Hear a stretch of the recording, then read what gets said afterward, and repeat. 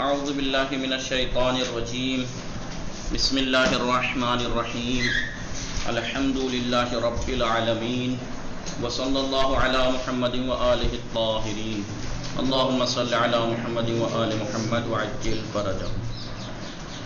آداب اسلامی میں بات چل رہی ماں باپ کے حقوق تھی۔ ماں باپ کے حقوق تک بات اچانک سے وہاں تک کیسے پہنچی؟ یاد ہے نا شروعات سے لے کے یہاں تک کا کیسے پیچھے سے مقدمہ لا کے ملایا گیا، یہاں سے ملائیں گے، معلوم ہے کیسے ملائیں گے یہاں تک؟ جی شب و اطہر، مصباح زہرا، فاطمہ زہرا، انیسہ شیخ، انیس فاطمہ، پیچھے سے کیسے ملائیں گے اسے اس بات کو یہاں تک لا کے؟ کہ اگر آپ سے کوئی پوچھے درس میں ماں باپ کے حقوق بیان کر رہے ہیں یا اچانک سے کیوں بیان کر رہے ہیں، کوئی وجہ؟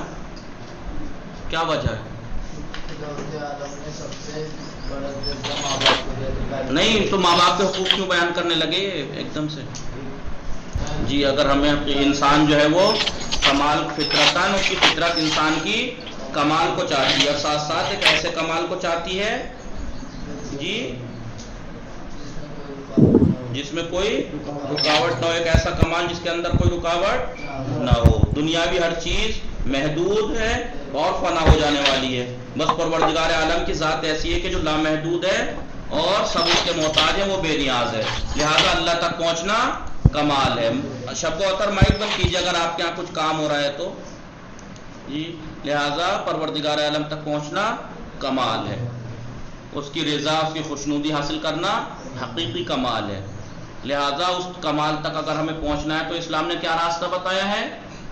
اللہ کے واجبات کو انجام دینا ہے، کام کو، اور اس نے جس کام سے روکا ہے اس سے رک جانا ہے۔ اللہ کے دوستوں سے دوستی کرنی ہے اور برتری کا معیار صرف تقویٰ ہے، باقی سب برابر ہے، کوئی کسی سے بڑا نہیں ہے۔ جو جتنا زیادہ تقویٰ ہے جس کے اندر، وہ اتنا قابل احترام ہے اور فضیلت والا ہے۔ لہذا جب سب برابر ہیں تو مومنین آپس میں بھائی ہیں، تو دوستی کا معیار کیا بتایا؟ اللہ سے محبت اور اللہ کے دشمنوں سے دشمنی، اللہ کے دوستوں سے دوستی۔ لہذا اور اس محبت کا ہم اللہ کے جو دوست ہیں ان سے دوستی کرنی ہے ہمیں، تو اللہ کے دوستی کا، محبت کا کیسے پتہ لگائیں؟ ہم دو چیزوں سے پتہ لگا سکتے ہیں۔ پہلی بات تو جو وہ انسان اللہ کے واجبات کو انجام دیتا ہوگا، جو اس کام سے روکا ہے حرام کام سے رکتا ہوگا، اور اللہ کی محبت کا لازمی نتیجہ یہ ہے کہ وہ دوسروں کے حقوق بھی ادا کرتا ہوگا، معاشرے کے اور سماج کے۔ کیوں؟ کیونکہ ہمارا دین سماجی اور معاشرتی دین ہے۔ کیوں ہے ہمارا دین سماجی اور معاشرتی دین؟ کیونکہ حقیقی کمال اللہ تک پہنچنا ہے۔ اگر حقیقی کمال تک پہنچنا ہے تو اس کے احکام کو انجام دینا پڑے گا، اور اللہ کے احکام کو اکثر کو اگر ہم دیکھیں تو ان کا تعلق سماج اور معاشرے سے ہے۔ لہذا حقیقی کمال تک اگر ہم پہنچ سکتے ہیں اللہ تک، تو معاشرے کے ذریعے پہنچ سکتے ہیں اور ان کے حقوق ادا کر کے۔ لہذا حقوق کو جب ہی ادا کر سکتا ہے انسان جب اسے حقوق کے بارے میں پتہ ہو کس کا کیا حق ہے۔ اس لیے اب یہاں پر حق بیان کرنے شروع کیے تاکہ ہم حقوق کا ہمیں پتہ ہو، تاکہ ہم ادا کر سکیں۔ ادا کریں گے تو اللہ کے احکام پر عمل کر سکیں گے اور کمال تک پہنچ سکیں گے۔ ماں باپ کے حق پہ جب بات آئی تو یہاں پر 3 حق ماں باپ کے بیان کیے۔ پہلا، ماں باپ کے ساتھ نیک برتاؤ۔ دوسرا، بد اخلاقی سے پرہیز، یعنی بد اخلاقی نہیں کرنی ہے، اسی کے بارے میں یہاں گفتگو چل رہی ہے۔ جی ماں باپ کے ساتھ نیک برتاؤ کیا ہے؟ آیت کیا ہے؟ کیا آیت بیان کی یہاں پہ؟ وَقَضَىٰ رَبُّكَ أَلَّا تَعْبُدُوا إِلَّا إِيَّاهُ وَبِالْوَالِدَيْنِ إِحْسَانًا إِمَّا يَبْلُغَنَّ عِندَكَ الْكِبَرَ أَحَدُهُمَا أَوْ كِلَاهُمَا فَلَا تَقُل لَّهُمَا أُفٍّ وَلَا تَنْهَرْهُمَا وَاخْفِضْ لَهُمَا وَقُل لَّهُمَا قَوْلًا كَرِيمًا وَاخْفِضْ لَهُمَا جَنَاحَ الذُّلِّ مِنَ الرَّحْمَةِ وَقُل رَّبِّ ارْحَمْهُمَا كَمَا رَبَّيَانِي صَغِيرًا۔ یاد ہونی چاہیے آیت۔ لہذا والدین کے 3 حقوق بیان ہوئے۔ پہلا، ان کے ساتھ نیک برتاؤ، وبالوالدین احسانہ۔ جی احسان کا کیا معنی بتایا امام صادق علیہ السلام نے؟ جب یہ ان کی ضرورت سے پہلے ان کو، بولنے سے پہلے ان کی ضرورت کو پورا کرنا۔ جی بتایا امام صادق علیہ السلام نے۔ جی احسن تنیسہ شیخ جی، ان کے ضرورت کی سامان کیا فرمایا؟ وبالوالدین احسانہ۔ احسان کا مطلب امام صادق علیہ السلام نے کہ ماں باپ کے ساتھ اچھے سے ہم نشینی میں رہو، ان کے ساتھ ہی رہو، خوش رکھو، اور ان کو سوال کرنے سے پہلے ان کی ضرورت کی چیز پوری کر دو، چاہے ماں باپ مالدار ہی کیوں نہ ہو۔ ان کو اپنے ضرورت کے سامان کو کہنے کی ضرورت نہ پڑے. انیس فاطمہ، انیسہ شیخ، فاطمہ زہرا، شب و اطہر، مصباح زہرا. یہ ہے احسان کا مطلب. پھر دوسرا حق کیا بیان کیا؟ ان سے بد اخلاقی سے پرہیز. خداوند عالم کو ناراضگی ظاہر کرنے کا جو سب سے چھوٹا ورڈ جو ظاہر تھا اس تک کو خدا نے منع کر دیا. اگر خدا کی نگاہ میں اس سے بھی چھوٹا کوئی ورڈ ہوتا وہ اس سے بھی منع کر دیتا. لہذا ماں باپ کا اف کرنے سے کیا ہوتا ہے، کیا سزا ملتی ہے؟ ماں باپ کو اولاد آنکھ ہو جاتی ہے. اور آنکھ ہونا گناہ اور گناہ کبیرہ کی طرح یہ بھی ایک گناہ کبیرہ ہے. اور پھر ایک روایت میں کیا بتایا؟ گناہ کبیرہ بہت سے ہوں گے لیکن ان گناہ کبیرہ میں بھی 4 سب سے بڑے گناہ ہیں. کون کون سے؟ شرک، اللہ کا شریک قرار دینا، جہاد میں میدان جہاد سے فرار کرنا، مومن کا کسی مومن نفس کا بغیر خطا کے قتل کرنا، 3 چیزیں. اور چوتھا عاق الوالدین. گناہ کبیرہ میں بھی سب سے بڑے 4 گناہ ہیں یہ. لہذا آپ ہونے سے بچیے. لیکن یہ مسئلہ اس وقت اور حساس ہو جاتا ہے کہ جب ماں باپ کافر ہوں. لوگ یہ سوچتے ہیں کہ میں مسلمان ہو گیا، ماں باپ کافر ہیں تو اب میرے اوپر ان کا کوئی حق نہیں ہے. نہیں، ماں باپ اس وقت بھی وہی حق رکھتے ہیں جو ایک مسلمان حق رکھتے ہیں. مسلمان ماں باپ بس ان کا ایک چیز میں اطاعت نہیں کرنی ہے. کون سی چیز میں اطاعت نہیں کرنی ہے؟ شرک میں. اگر وہ آپ سے کافر ہونے کو، مشرک ہونے کو کہیں تو صرف اس وقت ان کی بات نہیں ماننی ہے. باقی تمام حقوق ایسے ہی ثابت ہیں. ان کا احترام بھی کرنا ہے، ان کی ضرورت کی چیزوں کو ٹائم سے پہلے حاضر بھی کرنا ہے، ان سے بد اخلاقی سے پرہیز بھی کرنا ہے، سب کچھ ٹھیک ہے. اب یہ نہ سوچنا اور عاق ہو جائے گا انسان تب بھی کبھی یہ سوچے تو کافر ہے، نہیں. لہذا ایک واقعہ یہاں پر جناب زکریا ابن ابراہیم جو کہ ایک عیسائی تھے اور یہ مسلمان ہوئے چھٹے امام کے سامنے. چھٹے امام کے سامنے آ کر یہ مسلمان ہوئے. ایک دن جناب زکریا نے امام دیکھ رہے ہیں عبارت، امام صادق علیہ السلام سے یہ سوال کیا کہ میرے والدین عیسائی ہیں مولا میرے والدین عیسائی ہیں، میری والدہ نابینا ہے اور میری والدہ اندھی ہیں، اور میں اپنے گھر والوں کے ساتھ رہتا ہوں اور ان کے برتنوں میں ان کا کھانا کھاتا ہوں. اس کا کیا حکم ہے؟ میں ان کے ساتھ کھانا کھاتا ہوں، ان کے برتنوں میں کھانا کھاتا ہوں، اس کا کیا حکم ہے؟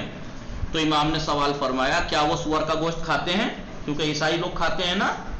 تو امام نے کیا کہا جناب زکریا ابن ابراہیم سے کہ کیا تمہارے گھر والے سور کا گوشت کھاتے ہیں؟ جناب زکریا نے عرض کیا مولا ہرگز نہیں کھاتے، نہیں سور کا گوشت میرے گھر والے نہیں کھاتے. تو امام نے فرمایا کل معہم واحسن، ان کے ساتھ کھاؤ اور ان کے ساتھ نیک برتاؤ کرو، کوئی حرج نہیں ہے. یعنی اگر والدین عیسائی ہیں، دیکھیے ٹھیک ہے، بس یہ پوچھا آپ نے کہ سور کا گوشت تو نہیں کھاتے، اگر کھاتے ہوتے تو ان کے برتنوں میں کھانے سے مولا منع کر دیتے. نہیں کھاتے تو کھائیے آپ ان کے ساتھ اور اپنی والدہ کے ساتھ نیک برتاؤ کرو. نابینا ہے خیال کرو، ان کا احترام کرو، ان کی ضرورتوں کو پورا کرو. لہذا جناب زکریا کوفہ واپس آئے اور اپنی والدہ کی اچھی طرح خاطر مدارات کرنے لگے، خدمت کرنے لگے. انہیں اپنے ہاتھ سے کھانا کھلاتے تھے، اپنی والدہ کو کیا اپنے ہاتھ سے کھانا کھلاتے تھے، خود ہی ان کے کپڑے دھوتے تھے، ان کی صفائی کا خیال رکھتے تھے. آج کل لوگ کیا کرتے ہیں، ماں باپ یہودی اور ہندو تو وہ غیر مسلم تو چھوڑیے، اپنے شیعہ سید ماں باپ بزرگ ہو جاتے ہیں تو ان کے کام کرنے کو مجھ سے نہ ہونے کا دور رکھو، ان کو ہاتھ پیر دھلانے سے اس سے کتنا وہ کرتے ہیں. لیکن آج ہی کے معاشرے میں کچھ لوگ ایسے بھی ہیں جو ماں باپ بستر سے لگ گئے ہیں، بیماری میں بزرگ ہو گئے ہیں، ایسے بھی دیکھے ہم نے کہ پیشاب پخانہ تک صاف کرتے ہیں، دھوتے ہیں. آپ خود سوچو ان کا کتنا بڑا اجر ہوگا. یہ دنیا بہت سے لوگ جو اپنے آپ کو یہ سمجھتے ہیں میں پڑھ لیا لکھ لیا، اب میں بہترین کلچر کا ہو گیا، بہترین وائف کے ساتھ فلیٹ میں رہتا ہوں، میں اے سی لگی ہوئی ہے، یہ کام میں کیوں کروں؟ تو وہ جو کر رہا ہے وہ بیوقوف نہیں ہے، اسے سب کچھ دکھائی دے رہا ہے اور اس کی آنکھوں پہ پردہ پڑ گیا ہے، جسے یہ کہہ رہا ہے کہ میں کیسے کروں یہ لیٹرین باتھ روم. لیکن ماں باپ اس سے خدمات اور بھی ہیں ماں باپ کی، لیکن اگر ایسی خدا نخواستہ کسی ماں باپ پہ نوبت آ جائے کہ انہیں پیشاب پخانے تک سے محتاج ہو جائیں تو ایسے حالات میں ان کی خدمت کرنے والا چاہے لڑکی ہو چاہے لڑکا، آپ سوچ نہیں سکتے خدا کس قدر راضی ہے ان سے. اس والے کام میں سب سے زیادہ ثواب ہے. اس لیے بہت سے علماء کو آپ دیکھیے، ریسرچ کر کے اٹھا کے دیکھیے، واقعات پڑھیے علماء کے، مدرسے کی لیٹرین دیکھا کہ لڑکے جو ہیں وہ کہیں ہیں اپنے اپنے تو مولانا بیٹھ کر جو ہے لیٹرین دھو رہے ہیں. اس کا ثواب نہایت درجہ ہے. خود ایک واقعہ آقا قراتی بتاتے ہیں، شاید افریقہ کے، یہ پیرس کے کسی شہر میں گئے ہوئے تھے کسی پروگرام میں، خمینی صاحب کی جب زندہ تھے، باحیات تھے، اس وقت کی بات ہے. تو میں دیکھا کہ لیٹرین، میں اٹھ کے وہاں سے پروگرام سے، لیٹرینیں تھیں، وہاں گیا واش روم، دیکھا ایک لیٹرین میں پانی بھرا ہوا ہے، گندگی ہوئی بھی ہے.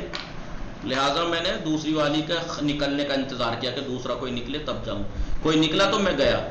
تو جب میں جا رہا تھا تو دیکھا کہ ایک شخص آیا ابا میں نے دھیان نہیں دیا، چلا گیا. اب آ کے باہر نکل کے جو دیکھا تو خمینی صاحب تھے جو اپنی ردا ودا ٹانگ کے لیٹرین صاف کر رہے تھے. سمجھ رہے ہیں آپ کتنا ثواب؟ علماء کی سیرت پڑھیے تب دیکھیے لیٹرین باتھ روم کرنے کا کتنا ثواب ہے جی. لہٰذا خود ہی ان کے کپڑے، یہ جناب زکریا کیا کرتے تھے؟ جب امام سے یہ سوال کر لیا، آپ نے کہا ہاں ان کے ساتھ کھاؤ، ان کے ساتھ نیک برتاؤ کرو، تو آپ کیا کیا؟ واپس کوفے گئے، کیونکہ مدینے میں تھے آئے ہوئے، تو ان کی خوب خدمت کی. ماں کی آواز آ رہی ہے نا آپ لوگوں کو میری؟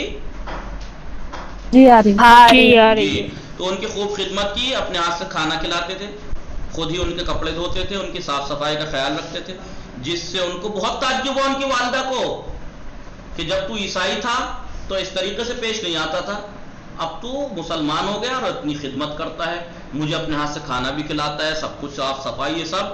ان کو بہت تعجب ہوا. انہوں نے ایک دن اس سے پوچھا ہے بیٹا جب تم ہمارے مذہب پر تھے تو تم میرے ساتھ ایسا سلوک نہیں کرتے تھے، اور اب تو تم مجھ سے زیادہ ہی محبت اور نیک برتاؤ سے پیش آ رہے ہو. تو جناب زکریا نے کہا، اپنی والدہ سے کہا کہ اسلامی ادب اور اخلاق یہی ہے کہ ماں باپ کے ساتھ ایسے ہی خدمت کی جائے. ٹھیک ہے. اور پیغمبر اکرم کی اولاد میں سے، یعنی چھٹے امام، پیغمبر اکرم کی اولاد میں سے ایک شخص نے مجھے یہ ہدایت کی ہے، ہدایت دی ہے. ان کی والدہ نے کہا بیٹا کیا وہ نبی ہیں جنہوں نے تمہیں یہ بتایا؟ تو جناب زکریا نے جواب دیا نہیں، نبی نہیں ہے بلکہ وہ نبی کی اولاد میں سے ہیں. تو ان کی والدہ نے جواب دیا مگر بیٹا یہ تو انبیاء کی ہدایت اور گفتگو معلوم ہوتی ہے، ایسی باتیں تو نبیوں کی باتیں ہوتی ہیں، انبیاء کی، نبیوں کی، پیغمبروں کی باتیں ہوتی ہیں. تو جناب زکریا نے جواب دیا وہ نبی نہیں ہے بلکہ نبی کی اولاد میں سے ہیں اور امام ہیں.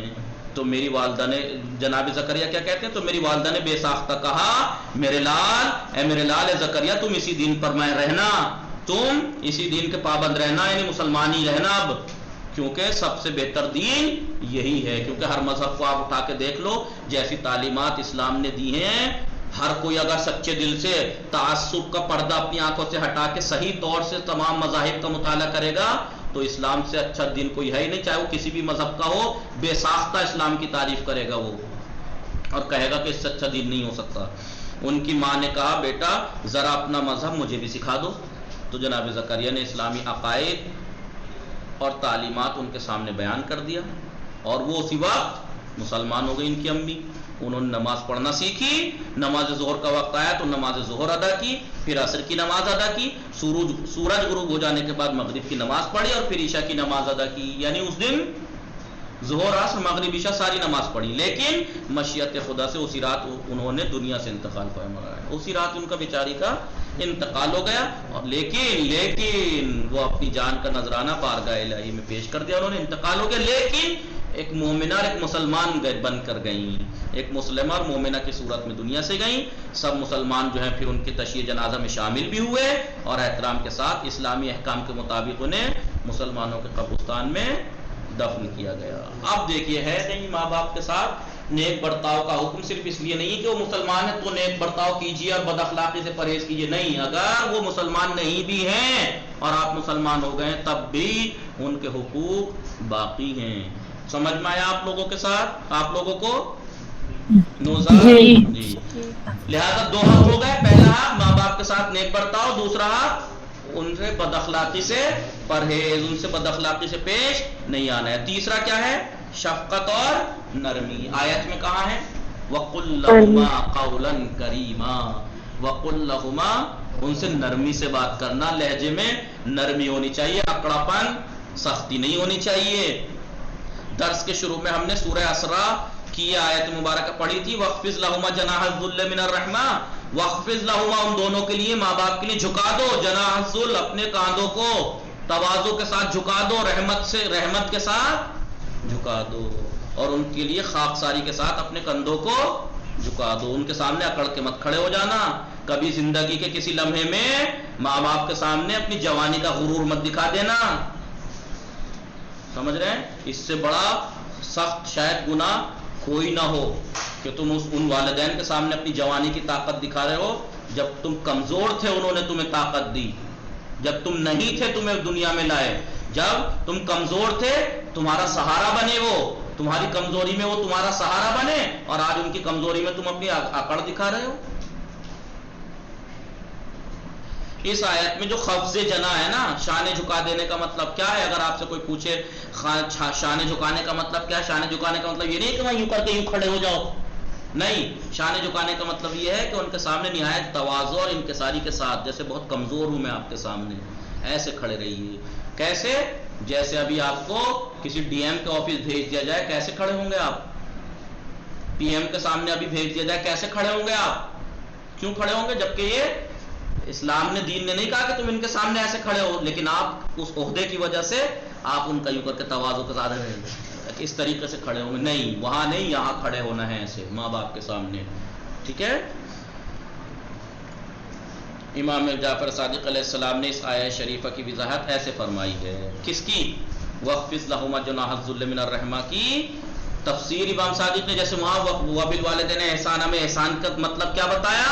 ان کے ہم نشینے میں رہو، ان کی ضرورت کا سامان ان کے کہنے سے پہلے حاضر کر دو. اور اس جملے کی تفسیر کیا فرمائی؟ وَاخْفِضْ لَهُمَا جَنَاحَ الذُّلِّ مِنَ الرَّحْمَةِ، ان کے سامنے کاندھوں کو انکساری کے ساتھ جھکا دو. اس کے بارے میں امام نے کیا وضاحت فرمائی؟ لا تملأ عینیک من النظر الیہما، جب تم ان کی طرف دیکھو تو تمہاری آنکھوں میں رحمت اور شفقت اور نرمی ہونی چاہیے.